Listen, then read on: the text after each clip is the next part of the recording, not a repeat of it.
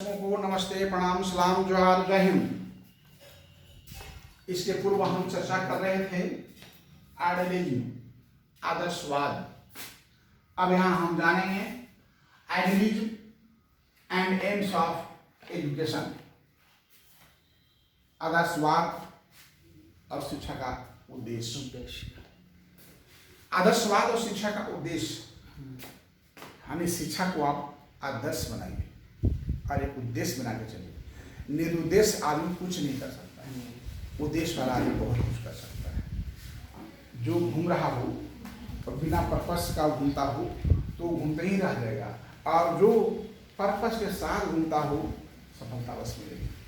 तो देखिए, आदर्शवाद और शिक्षा का उद्देश्य क्या है।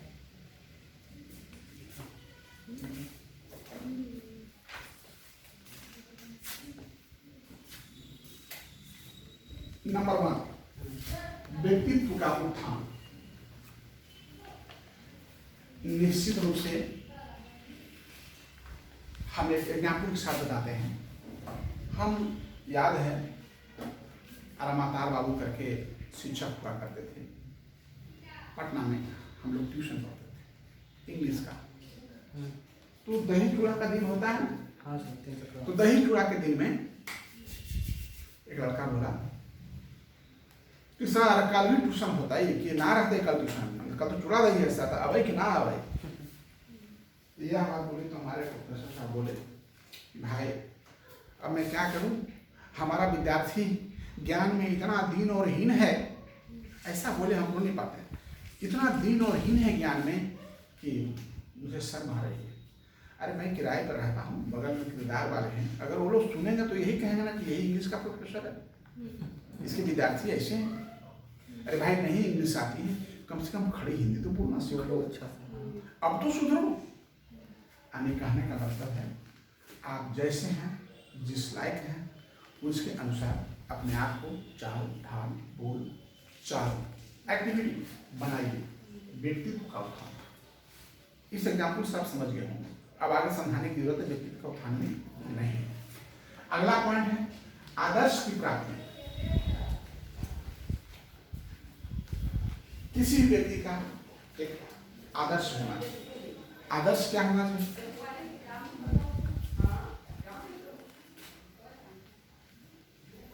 भगवान शंकर किनको मानते थे पता है?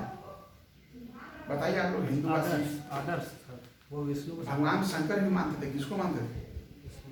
ठीक है, विष्णु भगवान को मानते थे। शंकर किसको मानते थे? विष्णु भगवान किसको मानते थे?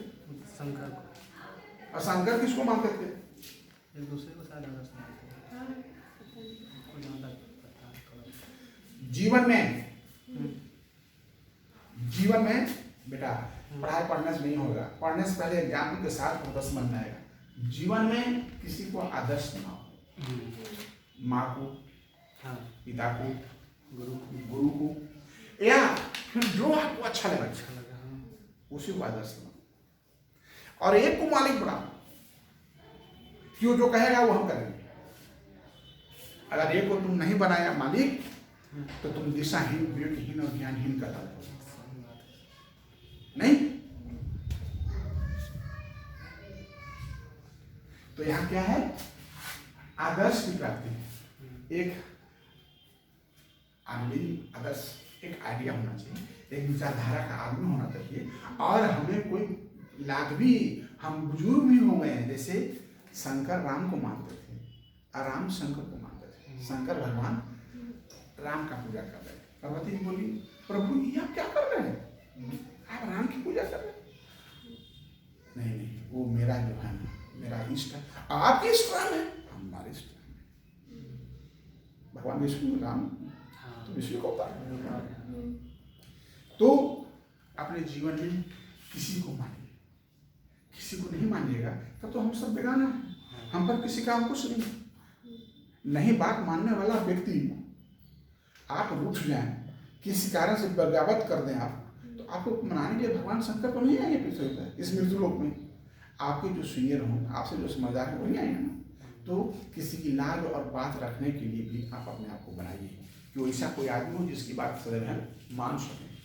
तो ये आदर्श की प्राप्ति। अध्यात्म की प्राप्ति,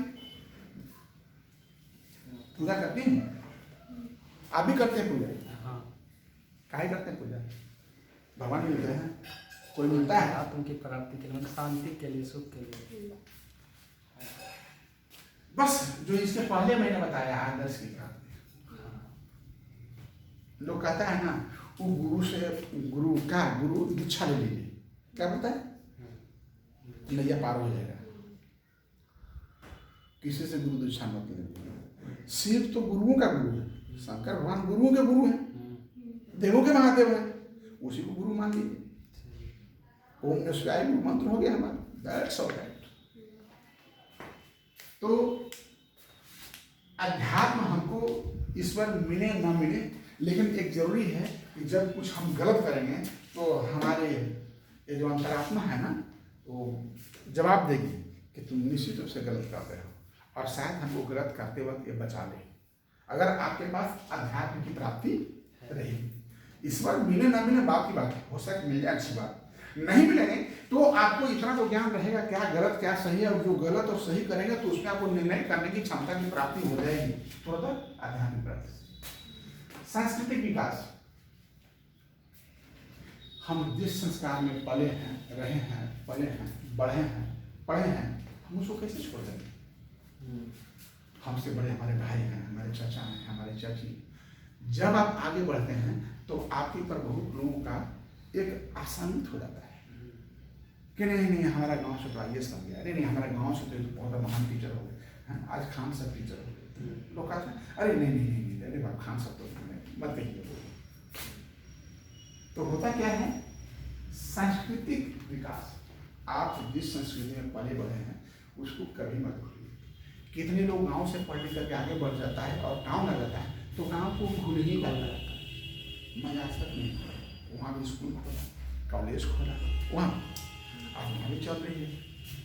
और मैं अपने बच्चों कहाँ हूँ कि जब हमारी हाथ पर काम नहीं करे तो हमको धनबाद में नहीं रखना, हमको ले जाके गाँव में बैठा रखना, क्योंकि देहात का अमन चैन सुख, ओरिजिनल चावल, ओरिजिनल दाल भात खा सकें, ओरिजिनल गाय की दूध ले सकें, और प्रकृति का पवित्र हवा का आनंद ले सकें, पवित्र जल नीचे का पी सकें। यहाँ क्या पी रहे हैं? पवित्र जल मिल रहा है आपको? जो जल मिल रहा है वो ठीक नहीं है, वो होने के समय से मिल रहा है। क्या होगा हमारे जीवन का? जो गंदा जल हम पी रहे हैं वो जल के लिए भी मारामारी हो रहा है। समझे? तो ये हमारी सांस्कृतिक विकास है, एक बहुत जरूरी है सांस्कृतिक विकास या सांस्कृतिक विकास को बनाए रखना। ठीक है, अपनी संस्कृति को कहीं मत छोड़िए। आप जिस में जन्मे हैं, पले हैं, हाँ? कितने लोग देखते हैं संस्कृति क्या है, आप लोग माइंड ना करेंगे ना बता रहे। कितने लोग देखिएगा शादी शुदा औरतें हैं, सिंदूर करना है, हाँ तो सिंदूर कर ही क्या, नहीं देखा? हाँ। लगता है कितना लोग कर भी नहीं करते, हिंदू में भी नहीं। देखिए हम तो आज भी जनेऊ पहनते हैं, आज भी कौंटी करते हैं, छोटा रखते हैं लेकिन रखते हैं, और टीका भी करते हैं। हमको एक आदमी कहा, पूछा, इसे इस संस्थान सब चलाने वाला स्कूल कॉलेज सब टीका क्यों करता है? और वो कहने वाली महिला थी, हमारे मुंह से विवाह निकल गया, तब हम टीका करते तब सिंदूर क्यों करते हैं? अरे हम तो अपने मत भी करते हैं, हम भी अपने मत भी करते हैं। आपको कौन मर्द है? हमारा मत है, ऐसा कैसे? हम अकेला थोड़े हैं। आपका इष्ट कौन है? आपका मर्द। तो हमारा इष्ट कौन है? हमारा मर्द है। कौन है वो? भगवान। वो हमारा मर्द है, वो हमारा इष्ट। आप अपने इष्ट के सिंदूर लगाते हैं तो हम भी अपने इष्ट की टीका लगाते हैं। बोलती बंद हो गई, बोलने की कला होनी चाहिए, कब क्या बोलना है। आपके संस्कार को कोई भूल करे तो उसको कैसे जवाब दें? क्या मैं गलत जवाब दिया? हम भी अपने पति देव के लगाते हैं, हमारे पति वो हैं नाथों के नाथ, हम उसी के लगाते हैं, हम उसी के लिए टीका लगाते हैं, उसी के लिए ठीक रखते हैं, उसके लिए जनेऊ पहनते हैं। आत्मानुभूति, आत्मानुभूति और परानुभूति, what is the difference between the आत्मानुभूति एंड परानुभूति? क्या अंतर है आत्मानुभूति परानुभूति? कुंदन जी कुछ बताइए ना, हम तो सब कुछ बता देते हैं, तो सब कुछ चला ही बोले तो मजा आएगा पढ़ने में। क्या बेटी बोलोगी अर्चना? आत्मानुभूति से अंदर की बात, राइट, आत्मानुभूति अंदर की बात, हमको फीलिंग हो रही है कि ठीक नहीं है। परानुभूति, जब आप किसी की विपत्ति में, किसी की तड़पती हालत में आपकी अंतरात्मा द्रवपूर्ण हो जाए, दुखी हो जाए, परानुभूति माने दूसरे के दुख पर दुखी हो जाना, उसके लिए कर्म मिलाना, परानुभूति। आत्मानुभूति यह हमारी अनुभूति है। हम एक सामाजिक प्राणी हैं, समाज के प्रति हमारा समरस रखना चाहिए। आप हमारी शिकायत कर दी, हम आपकी शिकायत नहीं करेंगे, क्यों करेंगे? तो हम आप दोनों बराबर हो जाएंगे। अगर आप किसी से श्रेष्ठ बनना है तो चुपचाप रहिए। श्रेष्ठ बनना तो क्या करना है? चुप्पी साधना बहुत बड़ा जवाब है, और जवाब देना इतना बड़ा तकरार है, जवाब में तो तकरार हो जाती है ना। जीवन वो भी चला रहा है तकरार करने का, जीवन हम भी चला रहे हैं, लेकिन कहीं उस तकरार से अच्छी जीवन हमारी होगी जो साहसो लहा। शारीरिक विकास तो बहुत जरूरी चीज है। शारीरिक विकास, मान लिया ये नाक है, नाक में 2 सुराख है, ठीक है, और इस नाक की एक सुराख नहीं हो तो शायद हमसे कोई लड़की शादी नहीं करेगा। कोई लड़का करेगा कोई लड़की शादी? अरे ना, ये तो किधर लगता है।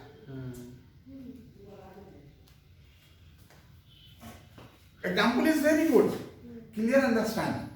इसलिए शारीरिक विकास बहुत जरूरी है। अगर आपका शारीरिक विकास नहीं होगी तो आपकी शारीरिक क्षमता में कमी होगी। सुनने की क्षमता का ह्रास, बोलने की क्षमता का ह्रास, देखने की क्षमता का ह्रास, मानसिक ह्रास, बहुत कुछ हो सकता है। तो इसलिए हमारा शारीरिक विकास बहुत जरूरी है। शारीरिक विकास के लिए क्या है? हम लोग योग करें, दौड़े धूपें, थोड़ी सी विटामिन प्रयास करें लेने का। ओरिजिनल तो बहुत कम मिलता है, लेकिन प्रयास करें।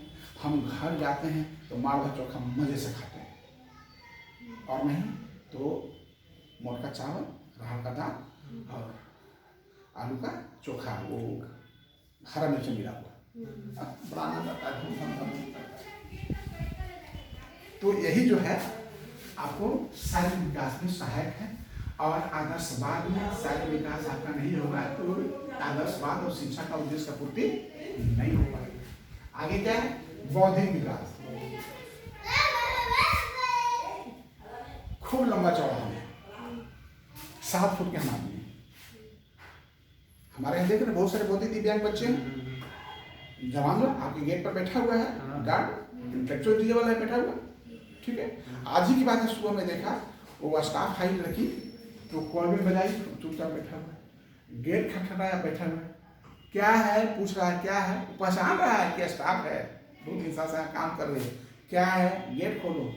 खोलते हैं ना, हम पूजा कर रहे थे, उठ के गया था, हम गेट खोले। तो अगर शारीरिक विकास आपका हो गया और बौद्धिक विकास नहीं हुआ तो फिर तो आपका बुद्ध है, फिर आपकी कहाँ पूर्ति हो रही है? ये आदर्शवाद और शिक्षा का उद्देश्य की पूर्ति तो नहीं है। आगे क्या है? नैतिक विकास। नैतिक विकास, नैतिक विकास है अपने साथ साथ किसी और की भलाई करना, अपने साथ साथ उदार दिल वाला होना चाहिए। उदार दिल वाला, हमारा एक विद्यार्थी था बस, तो परीक्षा दिया तो बोला सर इसको हम हेल्प किए, देखिए ये पास हो गया, हम फेल हो गए। हम फिर इसीलिए फेल हो गए क्योंकि इसको हेल्प किया, तुम हेल्प नहीं करता तो मैंने ये पास नहीं होता, तुम पास हो जाता। लेकिन जस्ट मैंने we are doing a job, हमें जॉब किया, लेकिन रियल मैटर क्या है? उसने ठीक किया। क्यों ठीक किया? उदारवाद दिल होना चाहिए। हो सकता है हम जो नहीं कर सकते आप कर सकते हैं, हमारी मदद करने में क्या जाता है? क्लास में इतने सारे विद्यार्थी पढ़ते हैं तो सभी विद्यार्थी पढ़ते हैं, क्लास में कोई जरूरी है सब तो पढ़ ले। हो सकता है कि आप लाख पढ़ाई कर रहे हैं, आप टॉप नहीं करके जो नहीं पढ़ रहा है वही टॉप कर दे, ये कोई जरूरी नहीं है। तो आपस में कोऑर्डिनेशन बढ़ाना बहुत जरूरी है। और नैतिक विकास, जो हमारे आस पड़ोस में कैसे रहना है, कैसे बात करना है, किसी की हेल्प करने में, मैंने बताया ना एक बार लोगों आगे कोई अनाथ लवारिस, ये मृत कोई महिला तो बोला सर उसको महिला को कोई नहीं है, इधर उधर मांग के खाते थे, हस्बैंड भी पहले मर गया, बच्चे लोग तो बाहर चले गए, वो मर गई, उसको एक करना है, दाह संस्कार करना है। आ गए हमारे पास, हमकी बड़ी कृपा है बुजुर्ग कि ये काम आप लोग किए हैं, हम नहीं कर पाए, आप लोग कर रहे हैं। अगर हम कुछ अर्थदान करते हैं तो ये तो आपका उपकार है कि आप हमारे पास आ गए सहयोग के, और हम पूजा करने जा रहे थे और मैंने दिया पैसा। जरूरी है, क्यों? कहीं बार मोबाइल में फोटो में आता है कई बीमारी से पीड़ित हैं, इनको मदद करिए, तो देखिए 1500 कोई बिगड़ता भी नहीं है, आपकी अंतरात्मा को शांति मिलती है। अभी एक अंकित रजगड़िया है तो आया कि बीमार हैं, क्या है, मैं जानता हूँ कुछ क्षेत्र से, हालांकि हमारा वो अगेंस्ट करता है, नो प्रॉब्लम। जब तक भैया आपका विरोधी नहीं रहेगा, बिना विरोधी का तो आप बेगाना हो जाइएगा। आपका विरोधी एक होना चाहिए, तभी आप विकास करते हैं। अगर आपका विरोधी नहीं है तो आप ठीक से विकास नहीं कर रहे हैं। तो हमको बड़ी खुशी की जब कोई मेरा विरोध करता है। आज 10 साल में विरोध करता है, इसलिए मैं यहाँ तक पहुँचे। अगर लोग विरोध करता नहीं तो मैं यहाँ तक पहुँच, क्यों? क्योंकि विरोध करने से हम अपने आप में जो कमियां निकलता है विरोधियों से, उसको सुधारने का प्रयास करते हैं। अगर हमारी कमियां लोग निकाले नहीं तो हम सुधार करेंगे। हमको लगता है सब ठीक ठाक चल रहा है, ठीक है। तो इसीलिए उस व्यक्ति को मैंने 1000 डोनेट किया। हमारे एक प्रेस रिपोर्टर भाई साहब थे, बड़ा अच्छा संबंध था, अच्छे व्यक्ति थे, उनका भी आया कि तो उनको भी मैंने 1000 रुपये दिया। अरे भैया 1500 कुछ जाता नहीं, ये क्या है? मैं बता दिया बेटे, और मेरे दरवाजे पर जो आता है जो 1000 हमसे 5 रुपये ही बनेगा, क्यों? ये हमारा नैतिक क्षमता है। हम कमाते हैं, खाते हैं, पता नहीं किसके अंश से हम कमा रहे हैं, किसके सिवा से खा रहे हैं। इस जगह पर जहाँ रखते हैं, मंदिर है, पूजा पाठ लोग आता है, हम नहीं 1000 10 20 हजार देते हैं, 200 100 से 500 ना नहीं होना चाहिए। ये सीख लो, कोई मांगने आ जाए, हाँ नहीं है जय माता, अगर है राधे राधे, क्योंकि वह आप उसको दे नहीं रहे हैं। मैं एक बता दूँ, अगर आपका कोई पैसा रख ले तो दुखी नहीं हुई, तब कहिएगा बढ़िया टीचर आप हैं, पढ़ा रहे हैं, ठीक है पढ़ा रहे हैं सर, पैसा रख लेगा दुखी नहीं होंगे, एकदम दुखी नहीं होना चाहिए। पैसा कमाने के लिए प्रयत्न प्रयास करिए, लेकिन दिया हुआ पैसा मांगने के लिए प्रयत्न और प्रयास और झगड़ा मत करिए। प्रयत्न और प्रयास करिए, हाथ जो पड़िए मेरे माँ बाप दे दीजिए, मेरा हक है। नहीं देता है तो खुशी मनाइए, क्यों? क्योंकि आपको पैसा रखा है ना, तो सूद के साथ अगला जन्म में आपके यहाँ खटेगा। जो गार्ड और चपरासी देखते हैं ना, जिसका काम करता है, बड़ी मार्मिक बात है, हमारी बात का आप नहीं सुन पाइएगा। तो जो गार्ड और चपरासी है ना, वो सब जहाँ काम करता है ना, तो उस सब का पैसा खाया था अगला जन्म में, वही इस बार चुका रहा है। हम गलत है क्या बेटा? मांगो, पैसा दे हो, माँ बाप दे दी, उसके लिए तकरार मत करो। तकरार करोगे तो आपको बढ़ जाएगा। और अगर ना दे तो खुशी मनाओ, बल्ले बल्ले ठीक है, राधे राधे, क्योंकि वो कहीं जाएगा नहीं, किसी न किसी रूप में आपके पास आएगा, और नहीं आएगा तो आपके साथ अगला जन्म हो चुका है। हमारे यहाँ गार्ड थे, उनके पिताजी बहुत दिन हमारे यहाँ रहे थे, फकीर थे, साधु थे। तो साधु आ जाया करते थे, तो 2-2-3 महीना यहाँ रहते थे, खाते थे, पूजा पाठ करते थे। या बस्तकरा लोग कहता भी था कि वो पंडित रखा है, तो हम जानते थे कि इनको कुछ, इनको खाली पूजा करना, खाने से मतलब है। एक हमारे यहाँ गार्ड थे, उनके पिताजी सिर्फ पूजा करते थे, सिर्फ पूजा, रामायण पढ़ना, एक टाइम दिन में एक टाइम रात में खाना, बस एक टाइम दिन में एक टाइम रात में, नाश्ता में कुछ नहीं। एक टाइम दिन में खाते थे 12 बजे और एक बार रात में, और सुबह पूजा शाम पूजा, 2 टाइम पूजा होता था। और 2 टाइम नहाना, जड़ा रहे गर्मी नहीं रहेगा तो कपड़ों बदल लेते, और कोई खर्चा नहीं, खाली 2 टाइम खाना पूजा। तो ठीक है, नहीं मेरे यहाँ 1-1.5 साल रहे, खाली पूजा करते। लोग कहता था ये ब्राह्मण रखा पूजा करने, हम ब्राह्मण नहीं रखे, हम जान रहे चलो वो भजन करने वाला है, वो खाने से क्या खरीद जाएगा, भजन तो करता है। आज भी हमारे गांव में हमारे दरवाजे पर पुजारी, आज भी हमारे बच्चों को पढ़ाने के लिए हमारे गांव में एक शिक्षक है। हमारे पूर्वज भी हमें पढ़ाने के लिए शिक्षक रखते थे, 3 भाई थे, तीनों। बहुत खुशहाल हुआ घर है, जहाँ साधु संत फकीर मास्टर डॉक्टर टीचर खाता पीता। कौन किसके घर जाता है? इतना दिन हमारे यहाँ आ रहे हैं, हम कभी आपके यहाँ गए? किसको फुर्सत है किसके यहाँ जाने का?